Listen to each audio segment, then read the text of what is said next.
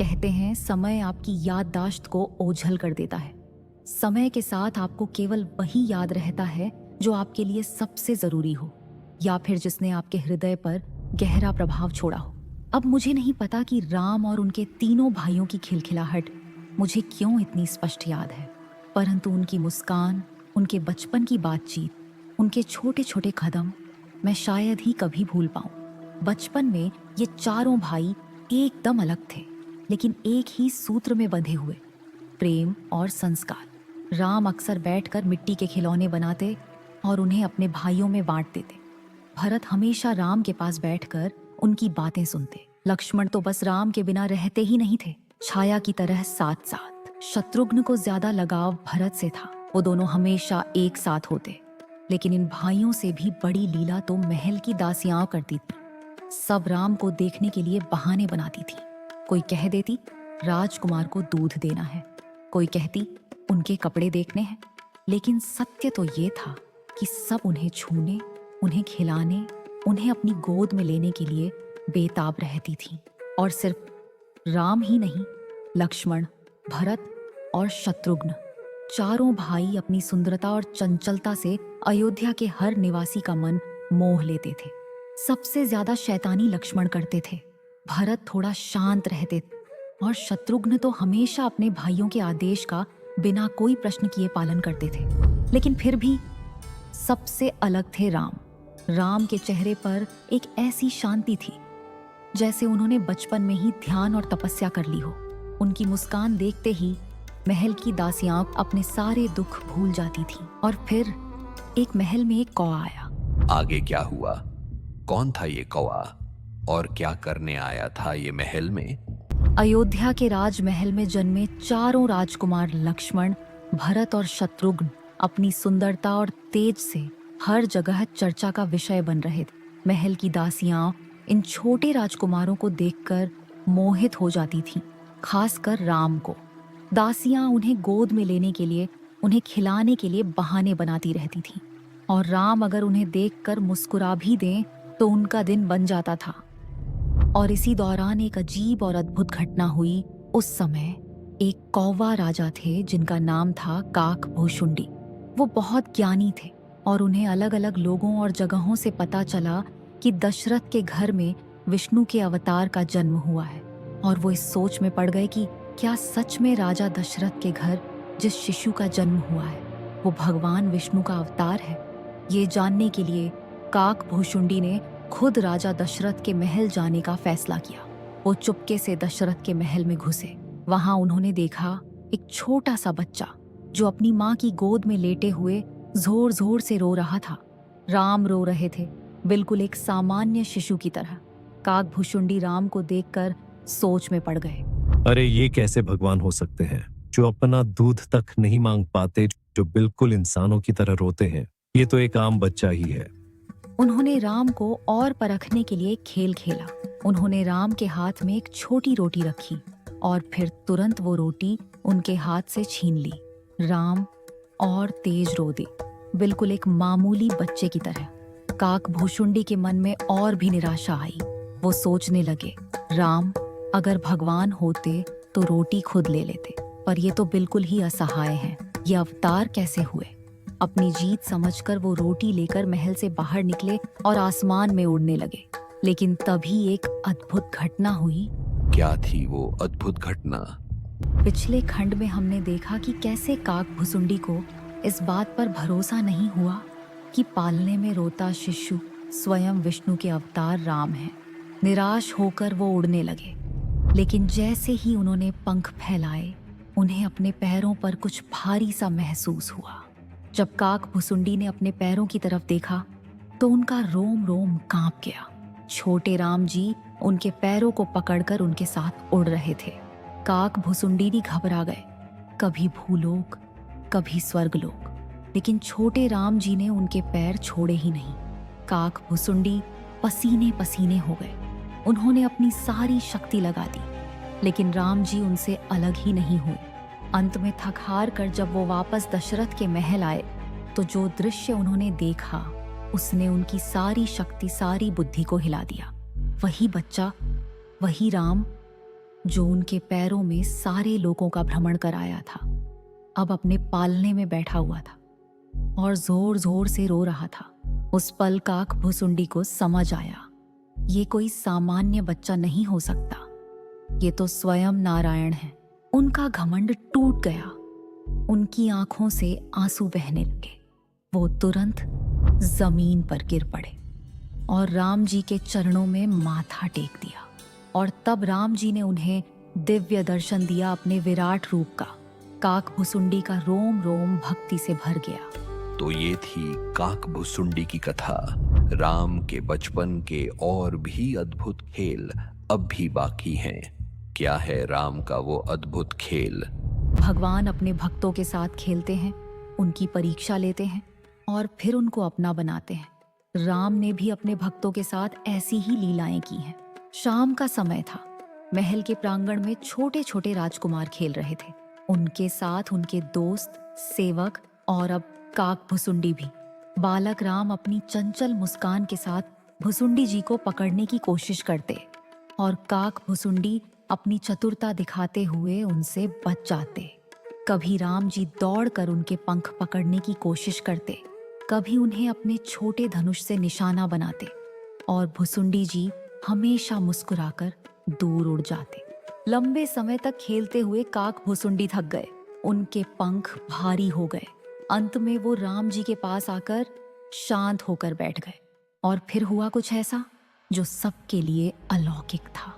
राम ने मुस्कुराते काक भुसुंडी को उठाया और प्यार से अपने मुख में डाल लिया। और जब काक भुसुंडी, जो राम के मुख के अंदर गए, ने अपनी आंखें खोलकर देखी तो वो हैरान रह गए। उन्होंने देखा चंद्र और सूर्य अपने अपने पथ पर घूम रहे हैं, तारे टिमटिमा रहे हैं और बीच में एक ही रूप, नारायण का, विष्णु का, राम का। ये तो पूरा ब्रह्मांड है।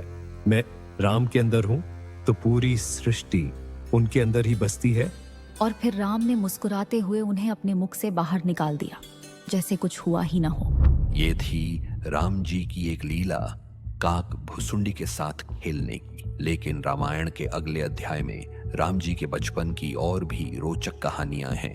कैसे उन्होंने अपने भाइयों के साथ अयोध्या के प्रांगण को रंगीन बनाया और कैसे हर नागरिक के हृदय में राम ही राम बस गए।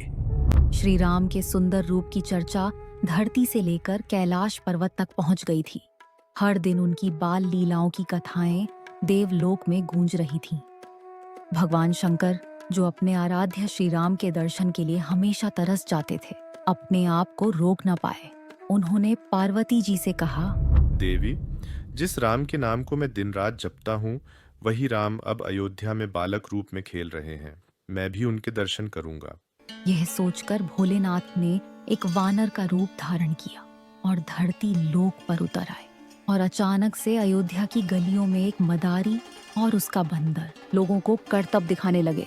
किंतु यह सामान्य खेल न था। मदारी और बंदर दोनों ही रूप भगवान शंकर के ही थे। राजमहल के द्वार पर जब डमरू बजा तो लोगों की भीड़ इकट्ठी हो गई। श्री राम अपने भाइयों के साथ वहां आ गए। बंदर ने दोनों हाथ जोड़कर राम को प्रणाम किया। उनकी मुस्कान देखकर राम खिलखिलाकर हंस पड़े। भोलेनाथ का हृदय आनंद से भर गया। एक रूप में वे मदारी थे जो बंदर को नचा रहे थे और दूसरे रूप में वही बंदर था जो राम के सामने नाच रहा था। समस्त जगत को नचाने वाले श्री राम अपने ही सेवक के नृत्य को देख प्रसन्न होकर ताली बजाने लगे। फिर अचानक राम मस्ती में बोले, मुझे ये बंदर चाहिए। मदारी तो इसी पल के लिए आया था। बंदर की डोर तुरंत राम के हाथ में दे दी गई। अब भोलेनाथ के वानर रूप को अपने प्रभु के पास रहने का अवसर मिल गया। सच में सच्चा प्रेम वही है जो सेवक को अपने स्वामी के चरणों तक ले आए। यह वो अनोखा क्षण था जो रामायण के इतिहास में सदा के लिए अमर हो गया, जहां महादेव अपने स्वामी के लिए सेवक बने और सेवक के रूप में उन्हें हमेशा के लिए अपने पास पा लिया। तो ये थी श्री राम की एक और बाल लीला। अगले एपिसोड में देखिए सीता का बचपन।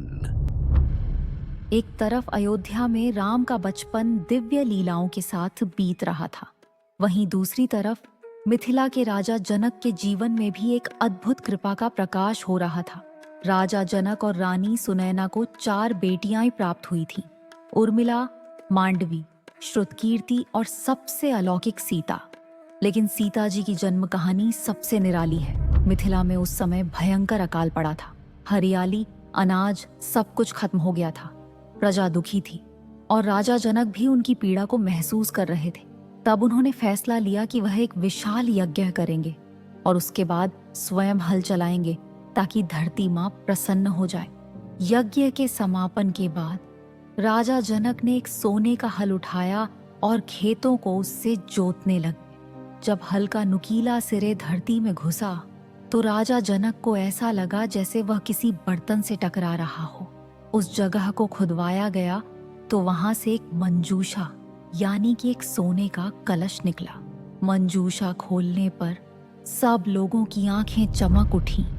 धरती के अंदर घड़े उस कलश के भीतर एक जीवित बच्ची थी।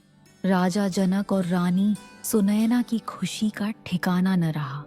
जिन्हें पुत्री की अभिलाषा थी, उनके घर स्वयं धरती माँ ने बेटी दी थी। हल के सीत से मिलने के कारण राजा ने उस बालिका का नाम रखा सीता, और क्योंकि वह धरती से प्रकट हुई थी, लोग उन्हें भूमिजा या भूमि पुत्री कहकर पुकारने लगे। और इसी तरह मिथिला की राजकुमारी सीता इस धरती पर अवतरित हुई। तो ये थीं राजा जनक की 4 बेटियां। अब कैसा था मिथिला में इनका बचपन? जिस प्रकार राम ने अयोध्या में सबका मन मोह लिया था, ठीक उसी प्रकार सीता भी मिथिला के हर व्यक्ति के प्राणों की आधार बन गई थी। अपनी सभ्यता, सहनशीलता, संस्कारों और गुणों से उन्होंने सभी का मन मोह लिया था। जैसे जैसे उनकी उम्र बढ़ रही थी, वैसे वैसे उनकी प्रसिद्धि भी दूर दूर तक फैल रही थी। एक दिन मिथिला के राजमहल में एक अद्भुत घटना घटी। महाराज जनक के महल में शिव जी का दिव्य धनुष रखा था। यह धनुष स्वयं देवादिदेव महादेव का आशीर्वाद था और उसे उठाना तो दूर, उसे हिलाना भी असंभव समझा जाता था। सभी राजा, महाराजा और योद्धा उस धनुष को देखकर प्रणाम करते, परंतु उसे कोई छू भी नहीं पाता। उसी दिन सीता जी, जो उस समय एक छोटी सी खेलती हुई बच्ची थी, अपने आंगन से निकलकर वहां आ गई। उन्होंने मासूम सी मुस्कान के साथ द्वारपाल से पूछा, ये क्या है? क्या मैं उससे खेल सकती हूँ? सभी द्वारपाल हंस पड़े। राजकुमारी, ये शिव धनुष है। इसे तो कोई बलवान राजा और देवता भी नहीं उठा पाया। परंतु जिस तरह खेल खेल में एक बच्चा अपना खिलौना उठाता है, उसी सरलता से सीता ने उस धनुष को दोनों हाथों से पकड़कर उठा लिया। राजमहल में सन्नाटा छा गया। सभी लोगों की आंखें फट गईं और महाराज जनक स्वयं सोच में डूब गए। उन्होंने सोचा, ये दिव्य कन्या जिसे भगवान ने मेरी पुत्री बना दिया, न केवल पवित्र है बल्कि इस पर ईश्वर की विशेष कृपा भी है। और उसी पल से तय हो गया कि जो भी सीता से विवाह करेगा, उसे शिव धनुष को उठाना होगा। ये थी सीता की कहानी। अगले एपिसोड में वापस चलिए अयोध्या की ओर और देखिए कैसे बड़े हुए राम।